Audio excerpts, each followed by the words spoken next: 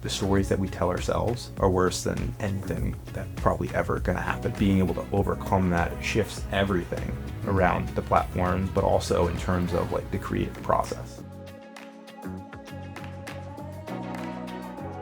Bobby boy, what's up, brother? Not much, just down in Austin, Texas for a couple of days to hang out with you guys.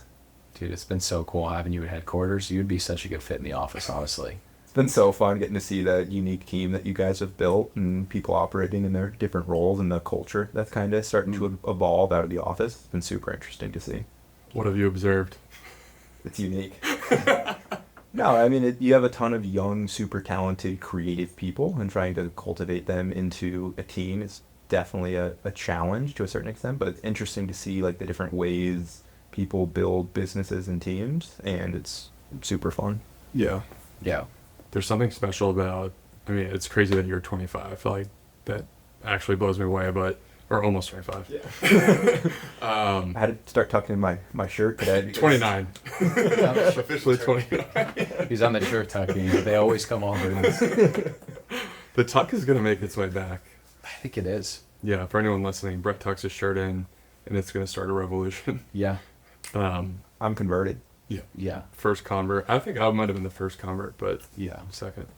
But what I was going to say is just getting young people who have this creative drive to do something and have big aspirations and being able to channel that basically in any direction you choose. If there's a plan in place, you can do so much. And I think that's one of the biggest takeaways Brett and I have is like leveraging this talent pool of people who are just super creative, think outside the box, and are willing to just like go above and beyond to like develop skills, learn new things.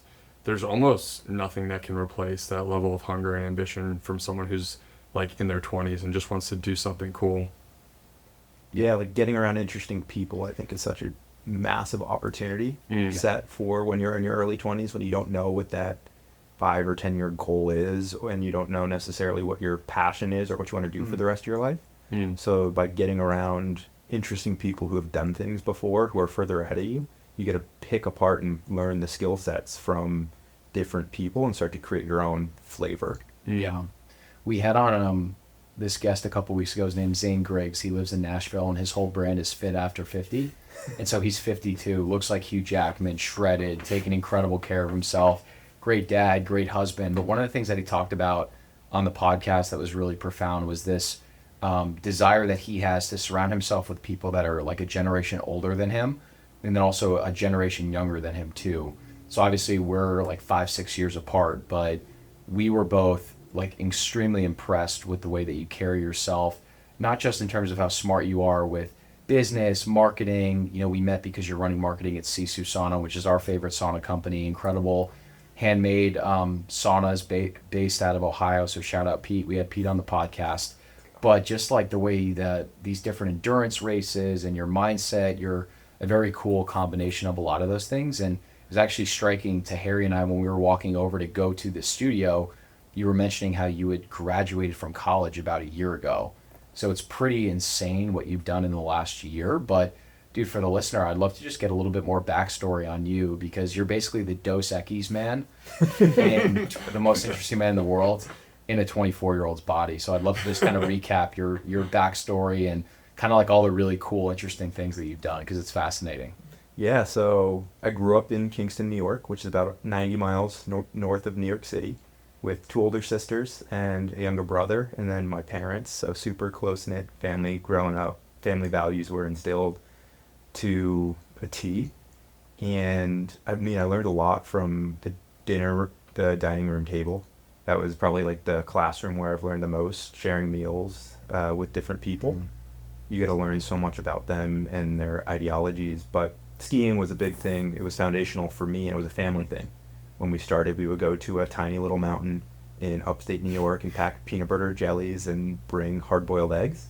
And we would do it on Saturdays and Sundays. It was 800 vertical feet, and I loved it. I had never had an issue getting up first thing in the morning. It always felt right. And somewhere along the lines, we started going to Vermont. We had family up there.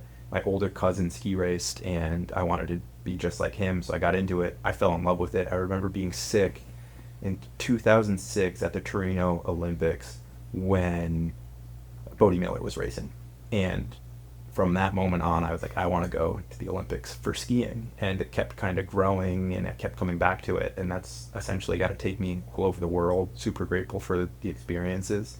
Going to Chile for training in the summer, or getting to train with national teams in Europe, in Saas-Fee in Switzerland, or Austria and Germany. And then ended up skiing for the University of Colorado for the past 4 years, and then graduated about a year ago.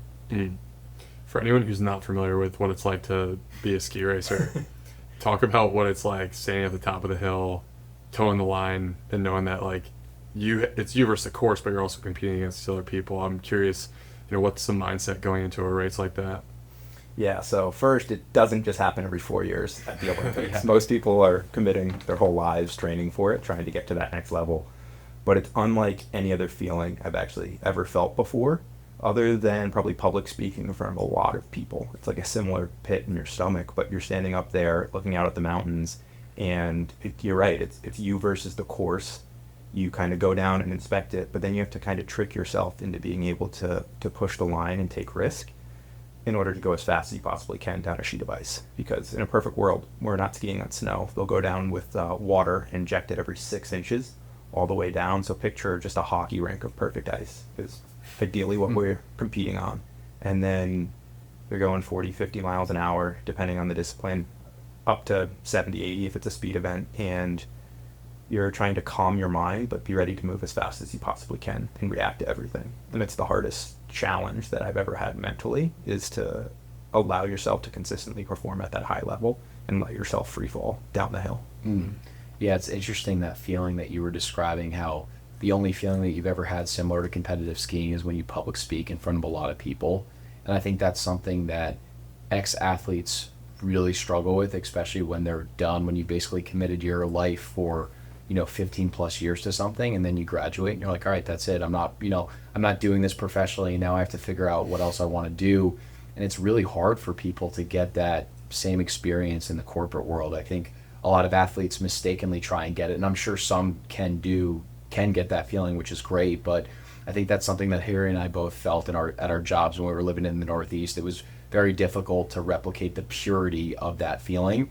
And I think we're getting that now, but it took some years to get there too. And it sounds like you're maybe getting that feeling earlier than we did with all the cool stuff you're doing now, or at least the endurance races. Yeah, the endurance races, I miss training for something, but there's definitely still things you struggle with when you've done something every day for 15 years of your life, and all of a sudden it's like, okay, move on. There's definitely times when you still think about it, or you still have that childhood dream of like, oh, what would it be like to go to the Olympics? And last year it was December 22nd. And I was racing and tweaked my back. And then 24 hours later, I was lying in my bed. I woke up, tears running down my face, and my entire body was having a Charlie horse happen. And I laid on the floor. I couldn't sleep in my bed. It was too soft. And then I woke up the next day and my range of motion was about 2 inches. So I thought I was going to have the senior season to get to compete one more year, try and be on the national championship team, win a championship with CU. And like that, it went away. And if you've been hurt before, you know what it's like to be injured. If anyone who's had an injury, if like, oh, I can play through this pain or my season's over. And I knew it was going to be over. I ended up bulging a disc, cracking my disc wall, pinching my spinal column.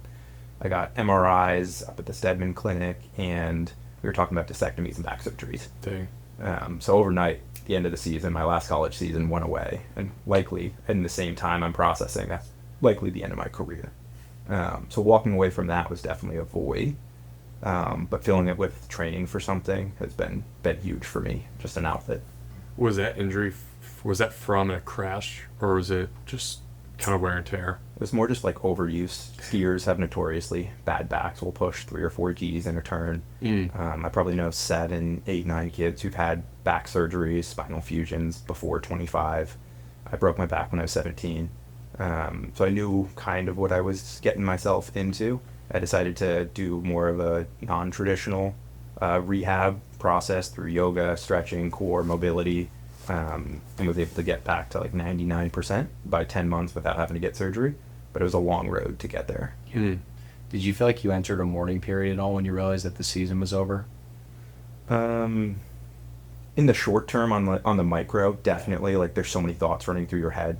So I basically finished all my credits by that point. So I was doing a 5th year to basically compete one more season at school. I had a 1 credit grammar class and maybe a marketing capstone, but essentially I didn't even have school. All my friends had graduated. I was 3 or 4 years older than everyone else in school, and the one thing I was supposed to be doing was gone. I couldn't walk, so I was just lying on the floor in my room thinking, what the hell am I doing with my life? And that's when, kind of through that rehab process, is when I started spending a bit more time with Eric, because I had free time on my hands. I could drive down to the gym in Denver and work out, and that's when I started meeting other people in the health and wellness space or the entrepreneurship space, because I was excited about some of these other opportunities that I hadn't been able to say yes to for a long time. Is there a race that stands out to you as one where you're like very dialed in and just had the performance of your life? Yeah, it's funny. So I actually transferred to CU. I went to Boston College for 1 semester and then took a semester off, transferred, luckily got a spot on CU. There were 3 kids that were supposed to be on the team in the spot that I ended up getting. One of them went to a national team. One of them ended up not being NCAA eligible because of credits in high school. And the third one had some issue where it just didn't work out. So I got a call December 17th that I had a spot on the team to start January 1st. And the coach calls me and goes, "Gosh, Keto, when are you coming to school?" in his Czech accent. And I'm like, "What do you mean?" I had no idea what I was going to do. I didn't know if I was going to go back to college, if I was going to be done skiing. 2 weeks later, I'm driving out to Colorado with my dad. 2 days after that, I have the best race of my college life. And it was no pressure. I had no idea of how I was supposed to do. And I moved from the back into 6th position with a massive mistake. And then I spent the next 4 years chasing that result again. It's like a blessing and a curse, because the blessing is the performance itself, what you learn from that, right? It's like this weird paradox of, okay, the less pressure that I put on myself, the better that I do. But then at the same time, it's like you have this incredible race, and then you're just continuing to chase this performance. And some people like peak early and they never hit it, but there's always positive. I'm sure looking back, like, Well, I became a better skier Yeah. throughout the next 4 years, and I got technically better, but I always struggled with races and competitions. yeah, With a certain aspect, the mental aspect of it is huge in skiing. Yeah, can you talk about the mental aspect? Because when you first brought up the ski racing, I just am thinking about going down one of these Vermont mountains that I used to ski and how icy it was, and just picking up speed and going basically as fast as I could down a sheet of ice, and how nerve-wracking it is knowing, like, being a confident skier and knowing that, like, I'm in control, but, like, there's a certain element of serious risk on the injury side of things, but you're in competition. So you have to be able to push that out of your mind so you can do what you're designed to do. So Yeah, it helps that you've been training for it your whole life for a certain point, so it feels so instinctive for the most part. But the difference from like competition and racing is the higher you get up in any sport, it just becomes more and more mental. And typically the best racers also push limits in everything else, whether it's partying or driving too fast or doing these other things. And like me specifically, I always trained faster than I raced. I had a hard time allowing myself to perform the way that I knew how to do on race days because of the competition of it. And I always think there's a difference between mental strength and mental toughness. Mental strength to me is like being able to perform at a high level consistently at the snap of the fingers, versus mental toughness is something where you have a bad day and you're able to pull yourself up and continue to sustain effort towards something for that period of time with blind faith. And I've always been mentally tougher than I am mentally strong. I like that delineation between those two terms. I've never heard that before. Did you find, is that common in skiing, where you'll have certain teammates or competitors that are amazing in practice, but mentally they just can't put it together in competition? To a certain point, yeah. And then there's some who are just lights out better than others, and typically they're the ones that are partying the hardest. Like there's definitely, like, they'll chase limits in everything that they do. And I do it to a certain extent. Like the sports I do, I downhill mountain bike, I chase extremes, but not in the same way in some other outlets. You've been known to take a few FaceTimes while on the mountain bike. I was gonna say downhill mountain biking while FaceTiming Brett. That was the best FaceTime I ever got. So honestly. funny, dude. That was a work call. You're getting stuff done. You gotta Yeah. make decisions. Yeah. Dude, screw the standing desk. Just do it while you're biking. I learned that one from Eric Hitman. Yeah. Do you ever have dreams about skiing? Like, I wake up in the middle of the night dreaming about skiing or think about it. No, literally wake up in the middle of the night, because I do about baseball, so that's why I was asking you. I don't remember my dreams ever. Okay. That's Yeah. interesting. Yeah. Never? Like, I couldn't tell you a single like dream from sleep that I've had. I could tell you my childhood dreams. I definitely like lie awake, sleep in bed at night, thinking about certain things. I wonder what that is. Why some people have like vivid recollection of their dreams and others don't. I'll go a really long time without remembering any dreams, and then one will just be like so vivid. It's Yeah. kinda weird. I don't know. Do you still ever dream about baseball? Not really. I do all the Just- time. Not at all. I don't know what that means. Do you I think think- about it? Yeah, I think that I consider it to be a blessing, but I really felt like I underachieved in college relative to the potential that I had too. And I really graduated just feeling like maybe disenfranchised might be the right word with just the way that I showed up as a baseball player, as a student. I really felt like I was operating at a small fraction of my potential and was like kind of embarrassed about my college career, to be honest with you. And I think that's helped me in a lot of ways now, and it's a motivating thing. But I'm guessing if you're dreaming about it, that means that there's an element of that that's still on your subconscious mind too. So, but it's like you can't go back and change the past. The only thing you can do is really learn from it and iterate and get better in these other facets and use it as a teaching point. Yeah, I think sport's interesting because there's very few things in life where your biological window of being able to be a competitive athlete is over at 30. Most things you can keep progressing at till you're 40, 50, 60. Learning, writing, business, entrepreneurship, education. Sport's one of those few things where you have a peak competitive age, and if you move away from it, you can't really ever go back. Yeah. And you're always competing against guys who are 23. Like you might be getting closer to your prime, but then you're also going up against youth, which there's advantages to both. So it's like sports is so unique in that sense where there's a window. There's like that perfect window of actually you being able to put it all together. Yeah, I mean, in skiing, your peak males, their peak age is 28 years old in Wow. technical disciplines because you have to get onto like World Cup or Olympic level, get used to the venues a little bit. You have to become stronger, faster to be able to handle the forces and everything. Obviously, there's some anomalies, but if you look at the average age, it's older, and then it's into your 30s into speed because it takes so much time. Same thing with endurance sports where Yeah. professional cyclists are 35, 36, but that is your career. There's a reason those people are professionals. Everything's dialed in from training to sleep to nutrition to supplementation, and their life revolves around it. And by saying yes to that, you have to say no to so many other things. How did your pursuit in endurance in a lot of these races come to be? Was that in college? Were you kind of looking for an outlet after skiing was over? Yeah, so my dad was a big runner. He's run 10 marathons. He's run a 252, 54. So Wow. I don't know if I'm ever going to touch that one. But yeah, it was something he always did. So I grew up going on Saturday runs with him and his buddies, and that's where he built some of his best friendships. So I always saw that growing up. And then in high school, we would train endurance. We would never run because we put enough force on our bodies to begin with. But we would bike a lot. So I biked 1,000 miles, 2,000 miles, 3,000 miles, 4,000 miles a year since the time I was 16. And then in college, I was just looking for an outlet or for a challenge. So when I did that Everest ride that you were talking about earlier, it actually was after my junior year, and I was pretty upset with how the season ended. And senior spring in Boulder is pretty fun. So my two best friends were graduating, and it was 70 degrees and sunny every day. So I didn't go to the gym. I didn't touch a weight.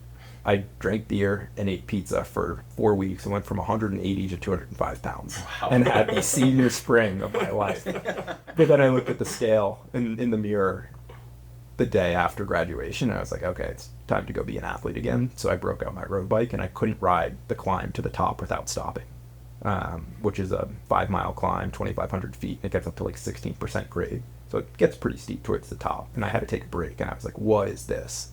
That's not meant to be. So then I was like, okay, I'm going to do this as many times as I can in one day. And the Everest Challenge is a thing in running and biking. So I decided I was going to do that. So you literally scaled like the equivalent of the vertical distance of Mount Everest, which is 29,000 feet in a single day, 140 miles. That's the craziest thing. That might be the craziest thing I've ever heard. Yeah. It's up there. No, it's definitely up there. That was the hardest thing I've ever done to date. Got up to 118 degrees on the asphalt. I couldn't eat anything, which is a huge thing for endurance events. So I was going with an old school cyclist trick. I was just drinking straight Coca-Cola for like 5 hours, just straight sugar. And that was the only thing I was running on. and then got late into the night. I'm riding at night, descending by car lights in the rain.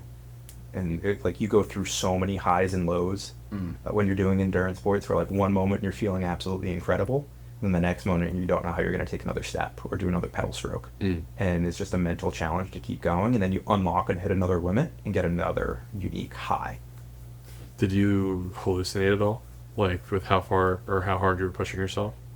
I Or don't like think did you start to get to, because I feel like those cycles when you're iterating through them in endurance races, there's a point where you're like almost you are delusional. Oh, you yeah. know? Like, and I think you can hit a point of like, yeah, you've just like broken through mental barriers to the point where you start feeling different things that you've never felt before. Definitely. I mean, that was the hardest thing I've ever done in my life. And you go through so many emotions in it. You're laughing, you're crying, you feel incredible, you feel horrible. It's like living 10 years in 24 hours. Yeah. So you just picked a mountain and just kept going up and down until you hit 29,000? Yeah, it was in Boulder, there's the Flatirons, which are kind of the picturesque backdrop on the university. And there's one road that kind of goes all the way up Flagstaff. And it's arguably like one of the hardest climbs right there. So I picked that one. Did you do it with anyone? I had some friends come and join me for laps, but I was the only one that did the whole thing. And now you're training for Leadville. Yeah, Leadman in the summer. Or Leadman. So Leadman is all three of the endurance races in the Leadville series. Yeah, so it's a trail marathon, June 29th, 50-mile run into a 50-mile bike, July 6th and 7th, 100-mile bike, August 11th, into a 10K run, August 12th, and then the 100-mile run is the last one, August 18th. And there's an overall leader for the entire series. Really? That's sick. Is there one that you're more concerned about? The 100-mile The run. 100-mile run? Yeah. Dude. So wild. I'm not a runner. This is all new.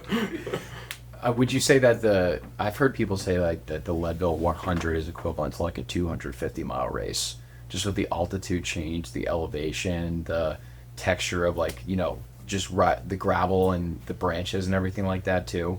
Would you say that that's true from what you've heard? I never run a 250-mile race, and I haven't run 100 before, Yeah. so I have no actual context, but we do compete over 10,000 feet elevation for the duration of it.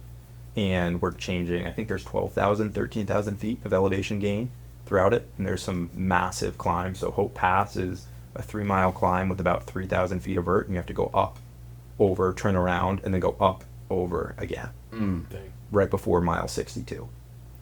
So when did you decide to actually sign up for the race, and what have you done since then for training? Because obviously you've been preparing for this, whether you know it or not, through everything that you've been doing. But when did you actually decide and start actually putting a plan together? So I had some buddies do it last summer. Joey Muccio did it. Some other people did the run. Dan Churchill attempted the run. Some people that follow, and I trained with them before the races. Mike Adala tried to do it. Eric was doing the 100-mile bike, and so I got a ton of training volume in with them last summer while they were prepping for it. And I was like, this is kind of cool. I had no idea really what it was. And then last November, December rolls around, and I was struggling a little bit with walking away from sport. Didn't really know what I was doing necessarily, and training was kind of going out the window. So for me, it was just a forcing function to get myself to start working out again consistently, because I knew if I didn't put something on the calendar, it's pretty easy to let it slip. So it was more so something that I knew I was going to have to train for, and it was something on the calendar. So it started with that, and I just started running 5-10 miles a week or so just to get some volume on the legs. And then about 8-9 weeks ago, I hired a coach because it was time to start getting serious and start to dial in a training plan. Yeah. When you're signing up for something like as momentous as Leadman, are you motivated by this concept of like just trying to tap into and understanding like what is 100% of my potential? Does Bobby look like? Or are you just someone that likes to do difficult things? Like, I'm just kind of curious behind like everyone's motivation for doing difficult pursuits like this. Yeah, I think there's something about doing a hard physical endeavor once a year. This is roughly something I've done for the past 6 or 7 years since a high school coach started having us do a bike race in August in Europe. We would actually fly road bikes over with us. Really? And we would do one of the last stages in the Tour de Suisse. And it would be our entire team, some of the other coaches from Alpine teams would join in, some of the national team athletes. There would be a whole skew of us going up to the top of this reservoir. And that was the first year. And then I did a mountain bike ride from the south side of Mount Toponogas, so right outside of Utah, up and over Brighton into Wyoming. I did the Everest Challenge. So I've always had this one physical challenge every year to work towards, because it's such a restorative process, because you basically go back to being a baby again. It strips everything away, and I'm a huge proponent of that, so I'm kind of looking for what that would be. But yeah, there's definitely something about wasting your potential or trying to figure out what you're capable of, because I think we're all capable of way more than we think, and endurance is one of those things that tests your limits, both in the training leading up to it, but also the day of the race when you actually push through. And you walk away of it knowing I can do whatever. Was there a moment for you where you're like, I'm going to do one hard thing every single year? Or was it just something where you're like, I'm just kind of doing this naturally? In the beginning, it wasn't necessarily something. At this point, it's something I look forward to putting on the calendar. Yeah.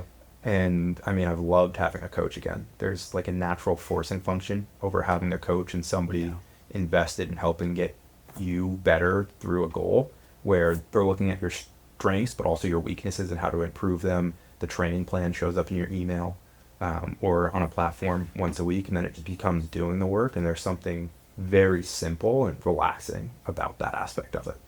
Yeah, I feel like more than anything else, just the accountability that a coach provides of like, I'm paying this person my hard-earned money. They're programming me these workouts and training peaks. Like, if I don't do these workouts, I'm really like letting them down too, and almost like being disrespectful to their time, I feel like. You know, there's that aspect of it, but it's also somebody whose entire job revolves around helping you get better. Yes.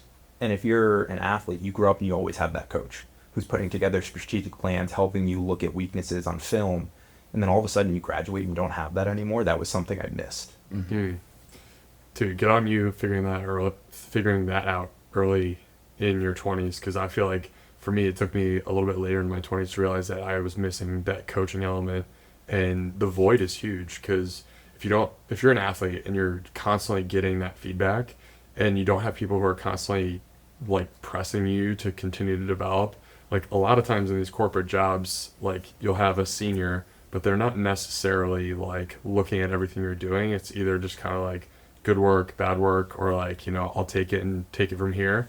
So if you don't have someone who's good in that role, you're missing out on a huge growth opportunity. And just having a coach in general is like irreplaceable. Yeah, I mean, it's the reason I worked with CJ for 4 or 5 months this fall when I was kind of doing stuff on my own, just to have somebody, again, outside looking in, helping me like add new skill sets. Like, oh, you're not great at pitching people or signing new clients or sales. Like, let's really focus on that. Okay, you're on sales calls all the time. Let's record one of those sales calls and then go back and watch through it again. Yeah. Just watch a game film. Like, any athlete has done that before, but it's just using that frame and applying it to the new sport or the new endeavor that you're trying to play. So like, what does going pro look like in business if that's what you're trying to do now? You a Pressfield fan? It's Like War of Art. Oh, somebody asked me earlier today if I'd read that. I haven't read that book. You just stole one of his lines. Turning Pro. Yeah, oh, really? It's a really good book. We'll get it for you. It's really good. Yeah. Here I am. But it's exactly stealing people's work and don't even tell it. Well, it's just such an iconic book that's like permeated throughout this whole space, and he's more known for War of Art, but the second book, Turning Pro, has been like even more impactful to Harry and myself. And a lot of people don't know this, but Pressfield, he was kind of like this journeyman writer that didn't publish his first well-known book until he was in his 40s. And I think he was a copywriter in New York, and just really felt like there was this deeper calling to create something that was truly his own. And so he basically had this year that he called his Turning Pro year, where he just like went out he got a cabin somewhere in California, ate like eggs, beef liver, completely isolated himself from all distractions. And he was like, by the time I finish living in this cabin, like I will have the first manuscript of my first novel ever. And so like he does the whole experience, writes the manuscript, tries to sell it, it doesn't sell. He goes back, works in the city, makes more money, goes back to the cabin. He does that for like 4 to 5 years before he publishes his first book. But it was like that summer of Turning Pro, it almost was an identity shift for him of like, okay, I can really do something difficult and like meet this goal of being a writer. And it's just amazing. Yeah, I mean, I think that applies to anything and everything. like that you want to do in life? Like, what was going pro? What did that mean to you guys when you guys were getting started with the podcast or the agency? It's still incredibly relevant.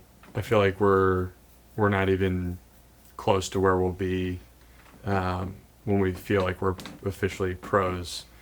Like when I listen to our podcast, I'm incredibly critical of filler words and questions not being direct enough to get the right response from the guest. So like there's a lot of things that I feel like we're doing at not an amateur level, but it's like when you're looking at it, it's like this stuff takes so much time. I played baseball from the time I was like 5 until I was 18. All right, so 13 years of playing a sport, and I still didn't make it to pro level. So when I put that in context of what we're doing now, like where are we? We're super early. You know, we're still complete amateurs. But I do think that, you know, continually surrounding ourselves with people that can press us and keep moving us in the right direction. I mean, you included, like, just high level people who have different skill sets that can constantly be someone who is lending experience and knowledge. Like, that's when I'm like, all right, we're getting there. We're getting around the right people. But I still think we're super early. Yeah, I mean, that's something I was saying to myself earlier this year was, like, it doesn't have to be perfect or right now. Like, you're 6 months into a 60-year career Dude. type thing, and starting to think about playing long-term or infinite games. Like, what is something that you want to play for the next 10 or 20 years? Because that's how long it takes to become successful at something. Definitely. Yeah, that's a really good mindset. And I agree with Harry too, where I think we can take this thing so much further. And I think like both of us being really consistent in like all the different buckets of your life at the same time is something that's like a goal that we both have. Like if we kind of like unite that energy in the same way in terms of the way we show up to work, the way you show up for your family, the way you approach the gym, the way you approach nutrition, like having that shared energy is super powerful. But I will say a turning pro moment for me was after Harry and I did Ironman Waco, and we were in Austin for 3 months. It was just it was just a moment in time that just shifted our perspective on everything, just because we broke out of the Northeast, we broke out of our jobs, we had like both bizarrely shed these like relationships that we had been in as well. It was like this crazy period of transition. And then you come to Austin, Texas, and when you come here for the first time and immerse yourself in the culture, it's like this health and wellness renaissance that kind of shatters all your preconceived notions about everything. I didn't know a city like this existed, and we kind of left that experience just knowing that there was something really special between the two of us, and there was something amazing that we were supposed to be doing. We just couldn't put our finger on it, but we were like, we know we're supposed to be working together. And then Harry stayed in Austin. I went out to San Diego, and I remember sitting there in January, and for years I had wanted to like publicly talk about my health story, like healing ulcerative colitis through a carnivore diet. And I actually had drafted a blog post up 3 separate times, put so much pressure on myself. I literally crumpled it up into a piece of paper and just threw it out because I just didn't think it was good enough. I was kind of letting perfection get in my way. And Harry really pushed me. He was like, dude, I really think that you need to publicly tell the story. You should do it on Twitter. He had just created a Twitter account. And I remember sitting in my room in San Diego, feeling all of this resistance to write it, but just having this feeling of like, just this feeling of the life that you want is actually on the other end of you, just like finally putting this thing out into the universe and publishing it. And so I wrote the blog post. It was way too long. And then I actually edited it down to a Twitter thread and scheduled it for 5 a.m. the next day. And I just had a good feeling about it, but I ultimately didn't know what was going to happen. And then woke up, scheduled it, posted it, and it just kind of like took off. And I think we gained like 500 followers or 1,000 followers. Maybe it was even less than that, but I feel like that was enough juice to make us realize like, okay, there's something here. And then Harry wrote a thread. It did really well, and we just kept going back and forth. But that's a moment that sticks out where I do feel like there's this much higher level of consistency we want to tap into. But that was this turning pro moment of like, nothing that I read in a business book is going to prepare me for this moment. Like I just have to like lean into this discomfort and just do it. And I don't have another option besides that. Yeah, I mean, nothing's going to replace the work that you need to do and the sets and reps and the repetition of it. Absolutely. But I think it's really interesting is that moment of like discomfort that you had to lean into. One, to publish that piece of content, but two, before you guys really started to have as much success with it, where you're still working this other job and you're like, oh, Austin feels right, but I don't know what that thing is that we're circling our finger in. And I mean, that's what I struggle with the most probably right now. And I think that's what a lot of people struggle with, is leaning into that discomfort during those periods. Well, it's also it's the benefit of being around people who are going to encourage you to be like, no, you're actually seeing this correctly. This is going to be way better than you expect. Because we've both helped each other out a bunch, but I feel like the moments where we've had breakthroughs, it's the other one being like, dude, you're right, go for it, lean in, do the thing.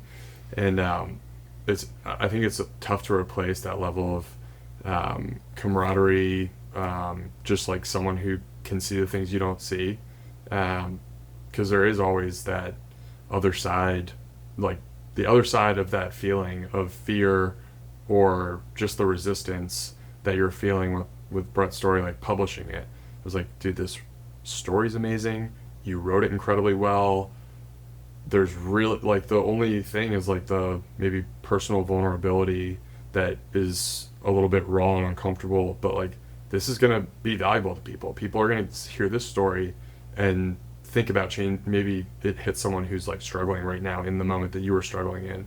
So that was, for me, just a huge learning lesson over the past 2 years, like having the people who are in your corner, in your foxhole, who are going to be able to give you legit advice, like legit, hey, take this step, it's going to be worth it. Yeah, I think that's it's so cool to see the relationship that the two of you guys have and how you talk about that, and having somebody there to bounce ideas off of and push you to jump off that cliff. Yeah. Or jump off the bridge, as Mom said not to do with your friends. But sometimes that's the push that you need in the right direction in order to actually start doing the thing. Yeah.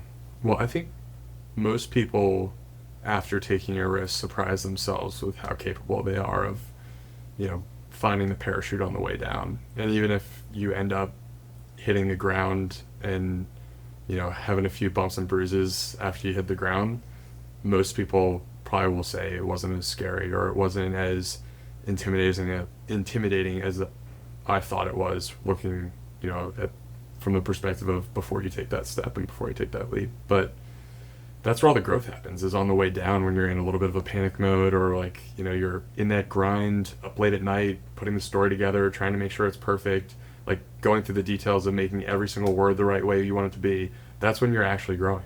Like, that's the magic. Yeah, I think a lot of people get caught up in the stories that we tell ourselves are worse than anything that's probably ever going to happen, for the most part, in terms of like limiting beliefs. And no one's going to critique your work. No one's going to think about your stuff the way that you do. But we all get caught up in that aspect of it. So overcoming that, I think, is like the biggest hurdle for most people in the creative space, especially because you're putting yourself out there. Like 99.9% of people don't create in the way that you guys do and do creative work in that aspect of it. So like being able to overcome that shifts everything around the platforms, but also in terms of like the creative process. Yeah. It's part of the reason why on the show we talk so much about the importance of really taking your health and your nutrition seriously. And it's not for the sake of like just purely over optimizing for the sake of over optimizing, or being healthy or having abs or something like that. The real reason why we talk about it is like the resilience and who you become as a person as a byproduct of getting your health in order. So like for both of us, changing our nutrition, doing a lot of these endurance races, that gave us like this body of work, this confidence that ultimately I think allowed us to pull the ripcord and go all in on this thing. And I'm really excited for you this summer just to see the changes that happen to you after you do something as challenging, daunting, and incredible as the Lead Man. Because, I think a lot of times when you need to really understand what you're supposed to be doing or how you should be feeling, getting that time unencumbered by yourself where you can really like tap in your gut instinct and listen to that, that's amazing. And I can't imagine anything more better than that, at like stripping out all the extra fluff and getting raw than something like a Lead Man too. You're just going to be having a multi-hour conversation with yourself, and it's going to be like a lifetime experience and a few different races. But I'm excited to see the version of Bobby that comes out on the other end of those races. Yeah, I don't know what he's going to look like. If he's going to be able to walk. He might not walk out, but he'll crawl out the other side. And the shirt will be tucked. We'll be watching the Absolutely. highlight Yeah. tapes to make sure the shirt's tucked. Yeah. No, I think it's interesting, and I think that's right too. With like training the body first is what I've always done. Like training, or my day revolved around training when I was an athlete.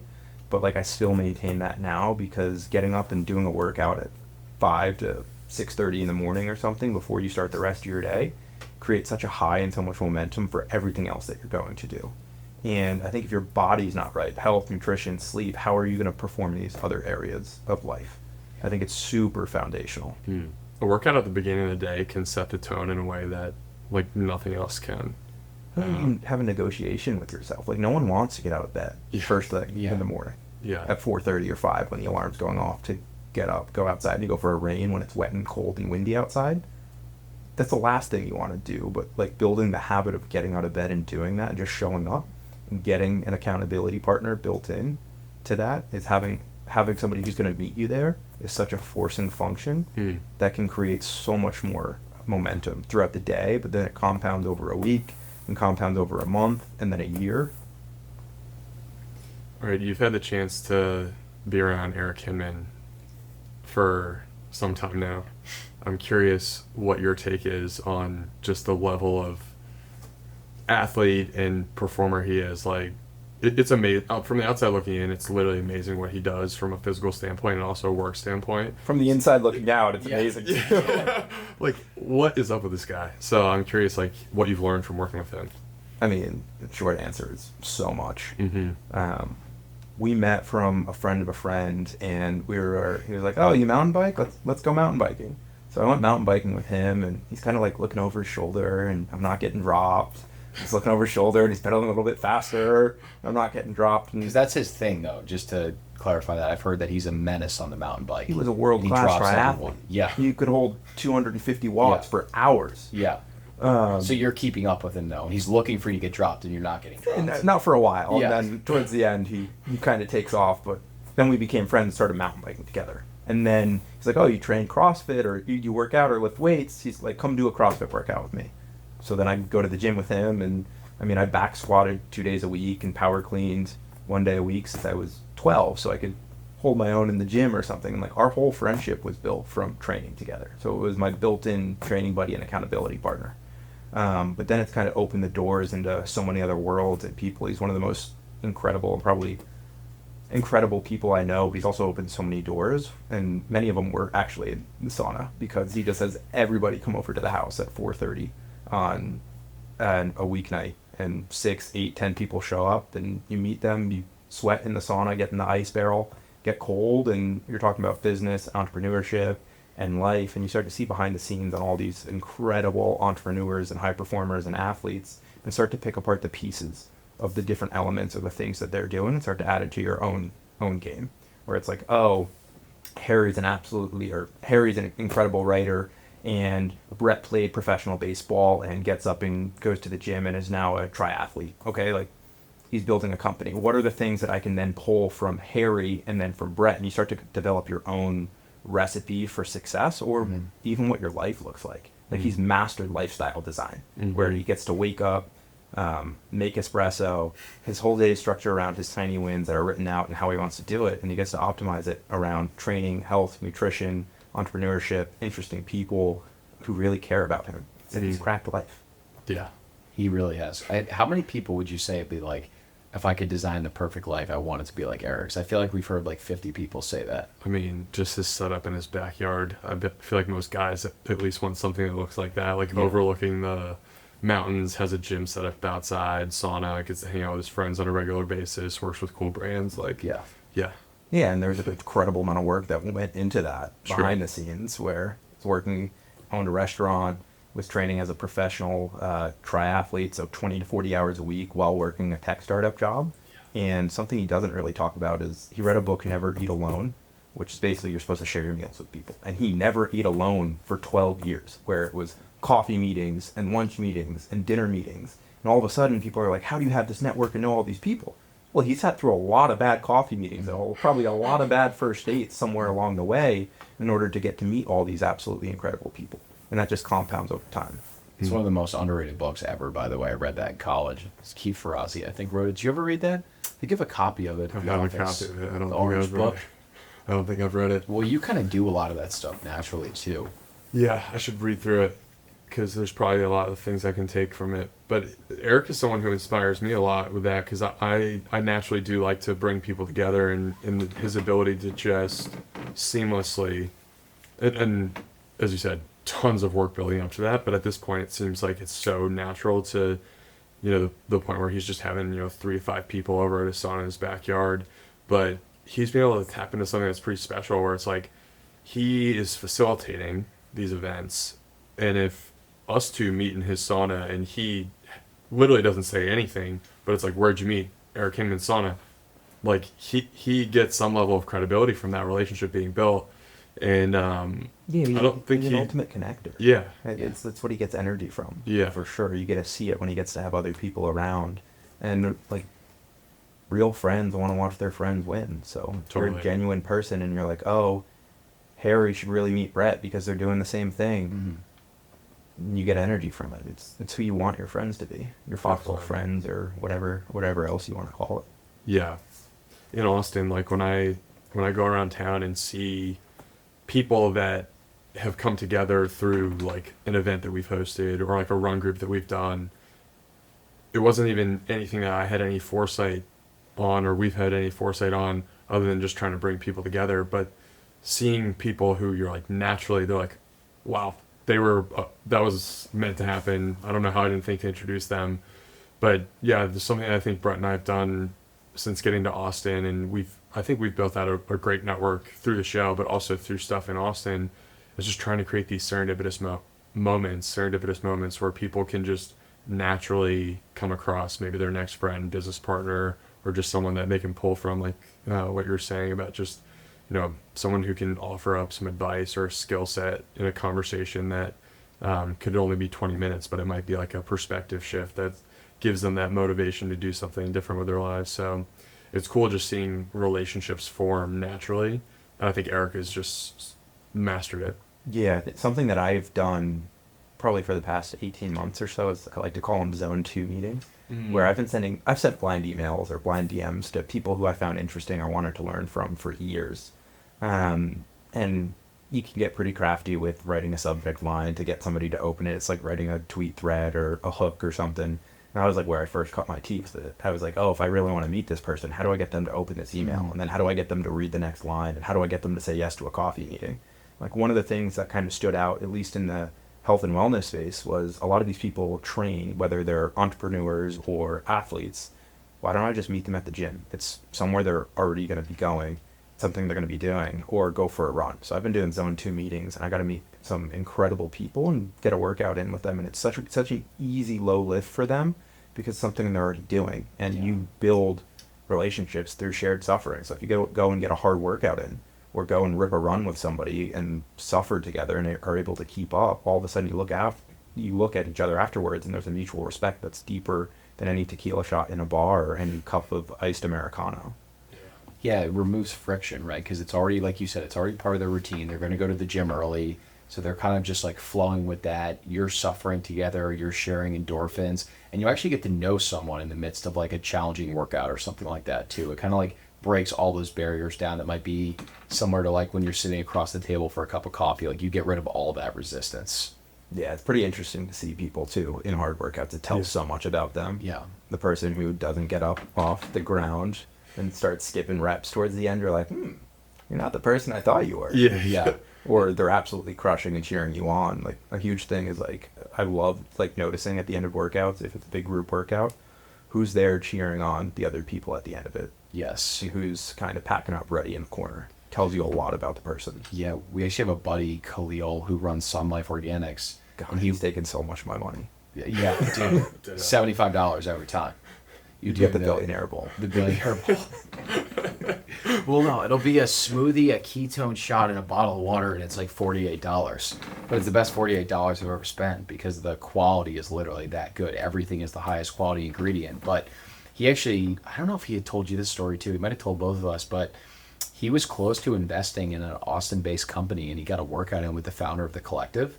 And he said the founder like bitched out during the workout so badly that he actually didn't invest because that was like his, he was able to like extrapolate, hey, what would this founder be like in the trenches when shit hits the fan, when they can't raise capital, etc. So I think that's pretty interesting. Yeah, I think it's fascinating. I think you can learn so much about people too, but also from conversations and how they treat other people in Yes. general. I think if you actually listen and watch how people interact, it's pretty easy to tell kind of like what kind of person someone is, or it's like, oh, is that the person that I want to be in 10 or 20 years, or is that not? And I think being conscious about that when you're younger and in your 20s or early 20s and looking at people's lifestyles, designs, what are the games they're playing, how much time do they get to spend with their family, allows you to back out and start to create that best day ever. I don't know if you guys have ever done that exercise that Eric talks about, like writing out tiny wins, that everybody says they want their life to be around. Most people don't actually spend the time and write it out, and it's an incredibly powerful frame. Can you explain that? How Yeah. to do it? So, I mean, this is a question. It's like, what does your best day ever look like? And you can go and be anywhere or do anything. What does your day look like? It's like, where are you waking up? What time are you waking up? What's the first activity are you doing? Are you drinking coffee? What are you eating? What are you spending your time doing? Who are you with? And kind of just break out a piece of paper and write it out on a journal page or something and just look at it. And then it can be as extreme or extravagant as you want it to be, where it's, I wake up in the south of France and I'm sipping espresso on the water, which probably isn't realistic on a day-to-day in terms of every single day. But all of a sudden you can start to look at patterns, be like, oh, I want to wake up before the sun rises. And then, oh, I want to have really good coffee first thing in the morning. And then, oh, I want to have a great workout before 7 a.m. And then I want to sit down and I want to write for 2 hours. And you start to layer in and notice the patterns and kind of abstract it out. And then you look at it and be like, oh, this is relatively doable, or it's achievable in the next 10 years. If I want to have 4 hours in my day to go for a workout, well, I better get my ass to work now and not work out for 4 hours in the middle of the day now if I want to do it at 40 when I have kids. Yeah. Yeah, there's something powerful about just stripping away all other designs of life, things that people just by nature, they think about what they've seen and other people, going to work 9 to 5, and they don't really think about what could be possible. They don't think about just get rid of all the barriers and all the things that society tells you need to be a part of your day, and just bake in like the things you like and see what happens. Yeah, and I think there's different levels to it too. Right? Yeah. Like the way that I would write it out at 24 is different than how I want it to look at 48 Right. with a wife and kids or whatever else Yeah. is going on in life. But if I want to be able to have that then, that's going to dictate the decisions that I make today. Mm-hmm. Yeah, it's kind of similar. It's almost like a smaller version of Jordan Peterson's future authoring program. You'll take these different buckets of your life, whether it's like your marriage, your business, where you want to be in 10 years, and you literally very descriptively write out what do those things look like. And it's like, why did no one teach us that when we were kids? Like, you need an end goal in mind to be able to shoot for and work backwards. Otherwise, like, where are we going? We're kind of just spinning our wheels. Yeah, I think that's huge from a time perspective. And the one piece that I had a conversation with somebody recently about is like the financial aspect of all of that. It fundamentally blows my mind that most people, like we graduate from degrees in college. Like I got a degree in finance and I was getting ready to sign a lease or whatever, and I was like, I have no idea how much money I should be spending on rent or what. And I was like, what? Like, and I'm supposed to, like, I went to school for it. Like, theoretically, I'm more educated than other people on that, but that's something that you have to learn for yourself. And it's been like one of the patterns I've noticed the most with successful people over the past year is every single one of them is extremely financially savvy, but it's self-taught in a certain way where they didn't necessarily have, there's no secret glass ball where someone can be like, this is how you go from here to there in terms of what you should put your money into the S&P 500 or Uber, right? If we could go back in time, we would buy Uber. Yeah. Today, everyone would, because you see that, but you don't have that then. So that, what are the like overarching frameworks that you can start to develop in maxing out your Roth IRA? But nobody teaches you that, and that falls on you in your 20s to start to figure that out. And there's so much insecurity that comes from not knowing that, I think. Yeah. So what other high performers have you been around that you've drawn something from? Like you mentioned like Sahil Bloom and some of these other guys. Like you've gotten some serious exposure at the age of 24 to some seriously legit guys. So I'm curious, anyone else that stands out? I mean, I'm incredibly grateful for all the people I've gotten to meet before. So many incredible mentors who took chances on me. I think everything in life can be chased back to a series of 5 or 6 yeses that create these free fall moments where everything starts to fall into place. One of them was the coach that said yes to me to come to the University of Colorado. Had that not happened, I wouldn't be sitting here today. Mm-hmm. Then there was another one where I sent a blind email to an athlete, and I got connected to his manager, and I ended up working for that manager's company. It's Matt O'Keefe from HWPO. So I interviewed with him, and 2 days later I flew out to the Granite Games my sophomore year of high school. He's an incredibly influential person on the trajectory of how things have gone over the past couple of years. And that was one of those yeses where it changed everything for me. And there's so many other people along the way. My dad, but you never really can tell that in real time. You don't know what ask is too much or what ask is really worth it, and you can only connect the pieces looking backwards. Yeah. Yeah. No, you definitely, that's definitely true. And the other interesting thing about you too is you're talking about having this like self-taught skill set, and I feel like you're a really interesting example of that, where it's like amazing ghostwriter, great at building out newsletters, spearheading marketing efforts, leveraging AI. Like I think Harry and I are both very impressed by guys like you and what you're doing at a really young age. And I'm just curious, like, what was kind of the impetus from a business perspective to build out that skill set? Like, did you realize in college, hey, I'm probably don't want to go to the corporate path. It's probably this digital path. Therefore, I should have a valuable skill set, or like, how did that all start? I mean, I wanted to be a professional athlete when I graduated. I wanted to be a professional skier. 3 years ago, July of 2021, the NIL, so name, image, likeness changes, go into effect for college athletes. So you can start signing money with brands or signing endorsement deals. I had no idea how to write an endorsement deal or what a brand contract looked like or how to create content or anything. So I was like, I probably should learn this if I want to be a professional athlete, because I don't want to pay 20% off the top to an agent. Yeah. Like, I can figure that out. That seems like a lot of money. Turned out being no money. Never really signed an endorsement deal. But in the perfect world, it would have been. So that was kind of the motivation, and I started looking at athletes that I thought did a good job of it, and that's how I got connected to Matt O'Keefe, and then I flew out and I worked with their marketing agency doing fitness events, as well as some like brand and marketing work for clients, and that was kind of the initial one. And then in school, I launched a drink company, Yerba Mate, with one of my college teammates. So I was always interested in entrepreneurship, and that was trial by fire. We didn't know a single thing in the world. But we learned how to get FDA approval and then do wholesaling and get a warehouse and do all these different things. And then I graduated a year ago, actually last week. I met Pete the day after college graduation. Pete's the founder of Sisu. I met him in Eric Hinman's sauna the day after I graduated. And for whatever reason, I said yes to Eric that I would go on sauna that day. Meanwhile, I'd been up since 4 a.m. the day before when the bars opened early, drinking margaritas. And when I woke up and my alarm went off that day, it was not what I thought it was going to be. And I was like, damn, I really want to stay in bed. But I said yes, so I had to go. I went and got a gallon of water and drove down. And I had no idea what I was going to do. I remember waking up that day being like, what the hell am I doing with my life? Like, I'm not going to be an athlete. I don't have a job. I have no idea what the hell I'm doing. And I was scared. Like, I felt alone. I was like, what the hell was the point of all of this stuff? Drove down in the sauna, met Pete, kind of hit it off with him and asked me if I wanted to do some website edits. And I was like, sure, sounds great. Hopefully I'm going to get a job in September doing marketing in Boston. And I was like, I'm going to run with this. I'm going to go to Europe for a couple weeks and I'm going to get paid to work from a coffee shop. September rolls around, that job's not there anymore.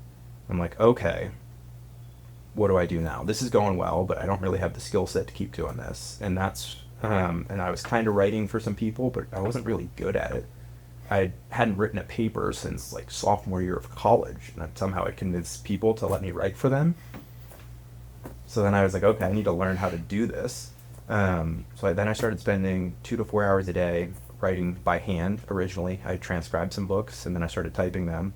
And I took some writing courses, but it was just reps and sets of it. And the reason I wanted to learn how to write was, one, in marketing, most of the best marketers started as copywriters.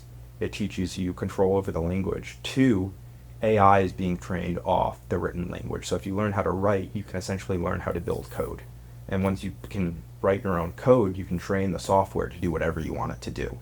And it's extremely compounding skill set. So like that's kind of what created the drive to learn how to do it.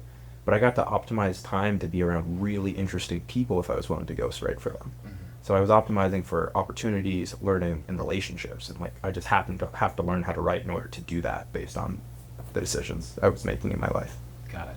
And so Pete saw enough in you where eventually he was like, hey, I want you to help me spearhead marketing efforts over here too. Yeah, I went from doing Shopify website edits to managing the marketing within like 4 months. And quickly we've hired somebody to do Shopify edits because I wasn't very good at it. Yeah. But It's crazy to me to think like this all started with some just skill stacking, really around writing, but now you've stacked all these other skills on top of it. I'm curious if you were speaking to yourself 3-4 years ago, where would you tell someone who's trying to get into entrepreneurship or just trying to go off on their own and maybe do some freelancing? Like, what skills do you think people should or need to know how to do, especially with some of the advents of new technology? Like, you're now learning a lot about AI now. Where would you kind of direct people's focus? I mean, where can you provide the most value to somebody? How can you take things off their plate that are going to make their life easier and that make them more money? Right? Like the way that you want to tie compensation essentially is to revenue growth or like a KPI. So how can I, one, make your life easier, and two, help you make money, and don't pay me until I start doing both of those two things?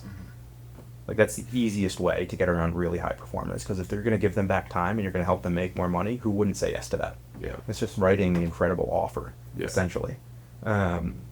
But that's not really the skill set or the question that you were asking. I think just like the way that the world is working, content or attention, I would say even more so, is the new currency, where having an audience or building a following or being able to capture eyeballs is arguably the most valuable investment anybody in their 20s can build in building a brand for themselves or for others. If you don't have the skill sets to do that for yourself, get around somebody who's done it before, learn how to do it. And then two, artificial intelligence is fundamentally going to change the way that the world works. And it's tremendously underhyped right now. Most people, you guys are probably in the top 1% of users in the world knowledgeable about it, and probably don't use it as much as you could. yeah. I think Surprising to us. I'm just like, you guys are living in Austin, Texas. There's Yeah. no way you guys aren't in the forefront of figuring out how this stuff works. Definitely. What's really interesting though is like you look at it from a competitive marketplace. Like, let's say we're going to use marketing as an example. If you have a 60-year-old marketing executive who's been doing marketing for 60 years or 40 years, he's going to have way more experience than you. You're not going to be able to compete with that. But AI is coming out and it's going to change the future of the world. It's 6 months old. You can learn that. You can catch up on that 6-month learning curve a lot faster than you could on that 60-year period.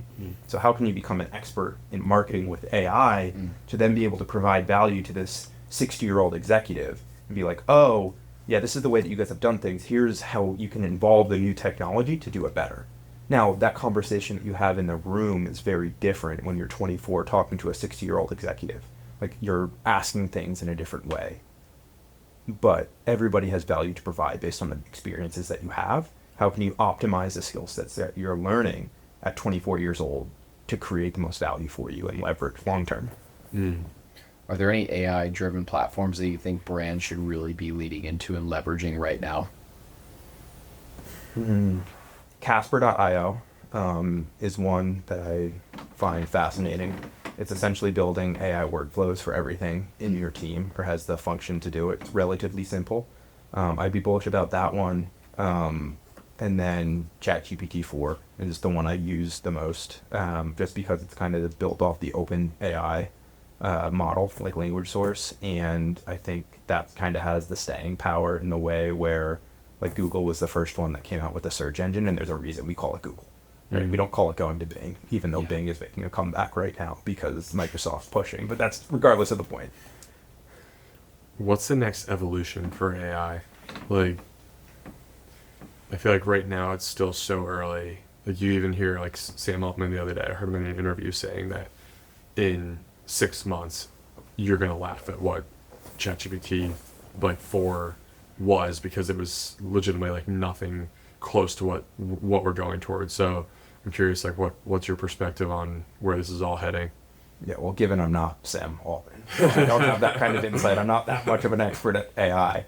But, I mean, the way that I would look at it is think about it like a year ago. when ChatGPT 3 came out, and all of a sudden you're trying to like use it to write a college paper. And I was talking to a professor about this at CU a couple weeks ago, and he's like, suddenly overnight, my like worst English writers were spitting out papers that were like perfectly organized, and we had no idea what the hell was going on. We're like, wow, we must be a really good teacher. And then all of a sudden they start to catch up on the technology. And then if you look at what the AI was able to do a year ago or 18 months ago to what it's able to do today, that rate of learning that it's gone through and how much better it is over a period of 12 months is one of the fastest we've ever seen. Right? So then how is that going to continue to compound over another year, another 5 years, another 10 years? Like, I have no idea where it's going to be, because the rate of learning of it is going to just continue to expedite exponentially. I can even see it with prompting threads a year ago versus now. I feel like if you just wrote in a blind prompt on a particular topic for a Twitter thread, it was very clear to tell that it was written in ChatGPT, and it was still great. You kind of use it as a skeleton. And I would say now when you prompt it the right way, it's like, it's not fully there, but it's far better than it was a year ago.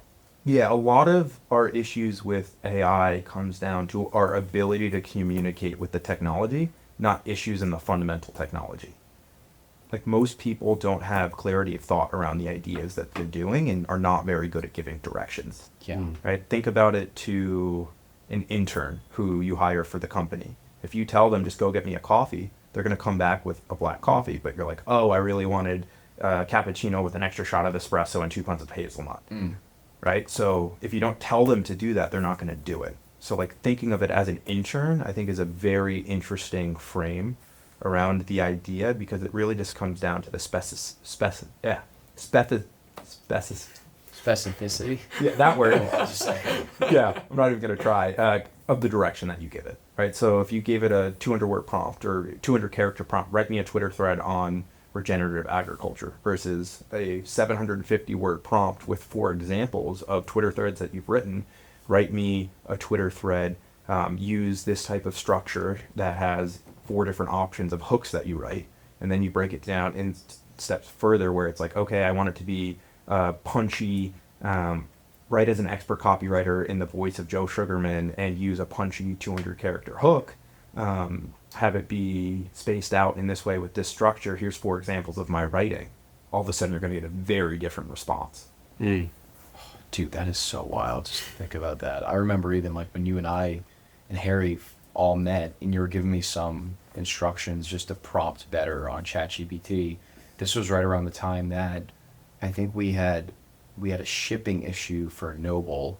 And so I had written out my own email, just kind of apologizing to customers, blasted it out on Klaviyo. It did fairly well. And then I entered in like some of the prompts that you had told me. And what it gave me back in 15 seconds, I was like, this is far better than what I wrote. And I consider myself to be like a fairly proficient writer too. In my mind, like it almost broke just thinking about what it's going to be like in the future. Yeah. Even with the podcast, I mean, when we started the show, AI wasn't a thing. So like, I was sitting there going through every little detail of getting the show ready to go. Now there's clipping tools. There's tools that can help you write the show notes, get keywords, all that, all from just like putting a transcript into ChatGPT. And yeah, it does a good enough job, and it definitely still requires a ton of work. Our boy Ned over here is the AI guru, but the evolution of the tech is crazy. Like, it legitimately helps so much just to be able to go through that whole transcription in like a pretty short period of time. Yeah, I think what's interesting though is looking at this long term again, is what this does to the underlying skill sets that people develop. Because what are people who are supposed to be a fund manager going to be doing at 30 or 35 when they never actually had to do the financial analysis work to develop the skill set to be able to make those decisions, right? Like, it's the moat for people who are experts in their craft is going to become bigger and bigger, and the people who have those skill sets are going to be more highly rewarded into the future, because the learning opportunities in jobs are going to go away because it's going to be cheaper, faster, and more efficient to use technology. So I'm think the average if you're average at your job, you're in a pretty scary place right now, because technology is going to come and take it away. And it's only experts who are going to be like there's going to be a continued shift where if you're an expert in your field, you're going to be more compensated for the work that you're doing. Mm. And the moat's only going to get bigger and bigger because nobody's going to be learning the skill sets that you spent years and years doing, because technology is going to be doing it for you. Now, given AI is going to like create new jobs and like there's going to be different skill sets that come from it. But yeah, I think it's fascinating.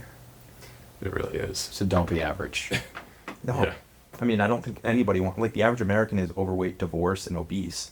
Not a good combo. And depressed. Like, I don't Yeah. think so. If you make the average decisions that people are making, that's probably where you're gonna end up. So how can you make non-average decisions? Is it not going out on the Thursday night? Is it cutting back on your alcohol intake? Is it waking up and going to the gym first thing in the morning?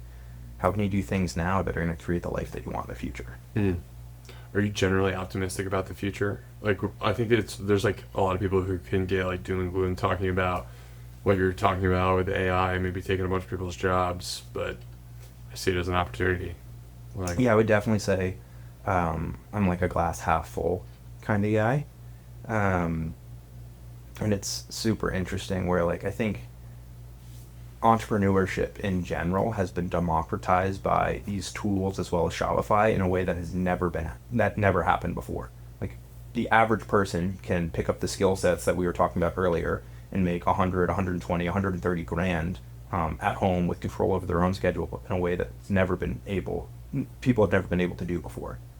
But at the same time, just looking at power laws, if it's way easier to start a business, more people are going to be starting a business. Mm-hmm. So then the competition is therefore going to be higher to get to the next level. So I think it's only going to become a more competitive marketplace, but like theoretically, that's how games evolve over time, where like the levels of the game is just going to get better and better and better as a byproduct of more people having access to opportunity. mm. Yeah. I don't know how you can't be excited to live in this day and age, right? Just like the acceleration of everything that's happening, the democratization. Obviously, like you said, more competition, but competition is great. It's going to create a better end product for the user at the end of the day, too. And I mean, if you knew the things that you would be able to do now at 24, I'm sure you would be like amazed, right? Yeah, I do think there are some byproducts. Like I think for the most part, the food in the U.S. is a mess. Like I think social media is actually detrimental for 99% of people. Mhm. But I think for some people, if you view it as a tool, it's incredibly powerful. That's what all of these things are. They're tools that make your life easier. But if your life gets easier and you don't fill it with another void, what's the point? Yeah. Yeah. And part of me too thinks education is getting democratized as well with YouTube. And like I think about how most people are spending their time pretending like they're learning a lot at school, but it's really like people are just like partying, wasting a lot of time. Whereas people who are just trying to bootstrap their own education, learn things as they go, watch a YouTube video, build something, go take a course, like there's so much access to information out there that people are putting out there. So you're seeing these legacy systems just erode away. And I think education for me is one that is scary, because if you get caught in the trap of going down the path of thinking like conventionally through the standard, get the degree and get that job, like I can see that being a very stale path for a lot of people. But if you're kind of thinking about the future and able to see through a few steps here, there's a bright future for people who are just like, I'm going to teach myself how to do this stuff, because now all the information is accessible to me. Like I can just go learn all this stuff on my own. Yeah, I think it's really interesting. Education in general. My mom was a teacher. Both my grandmothers were teachers. My sister's a third grade teacher in Boston. And the stories she shares with me when she comes home from work, I'm like, how are you dealing with 24 people, 24 children all day, every day? And then like, this is the amount of money that you're making for that, where I think it's like a fascinating issue all of a sudden too, it's like if you're supposed to have support in AIDS and somebody calls in sick and all of a sudden that support's not there and somebody shows up hungry, how are you supposed to teach the kid who's showing up hungry and doesn't know where their next meal is going to come from? The same as this other kid. Yeah. And how does that compound from the time they're in third grade to the time that they're graduating from high school? And yeah, I do agree that like education, like I had a hard time with aspects of it. I learned more from other aspects outside of college and opportunities with like businesses and internships and certain things than I might have done in the classroom. But then like that skill set does continue to grow over time. And like last week I sent an email to a professor and the subject line was, I should have paid more attention in class. I had to look up one of the formulas you said that we needed to do. We needed to know cold because we use it every day. And it was true, but I could just Google it and look it up. But I had to waste time with aspects of it. So there's a certain balance to it, I think. Yeah. I feel like this podcast is going to be a really cool time capsule for us in a couple of years, because what Harry and I always say is that if you could make a list of like these younger, awesome dudes that we know that we would bet on to be incredibly successful, you're like right at the top of the list. And so I think that's No probably pressure. true. Can I short? But Can I play the house? Can I short? Absolutely not. But dude, it's just been so cool getting to know you in a short period of time, and just so excited for you with Leadville, the ability that we get to work together as well and be friends with you, man. I mean, we've personally learned a lot from you, and just appreciate you coming on the show and sharing what you're sharing. Yeah, it's been super, super fun podcast and my favorite thing to do. I just love having real conversations with real people. It's the best. And having you here in Austin has been great too. Just getting to share some FaceTime. Like I know you two had met before, but just getting to actually sit down and hang out for a bit has been great. Yeah, it's been fun. Yeah. Appreciate you, brother. Awesome. Cool. Thanks, Bobby.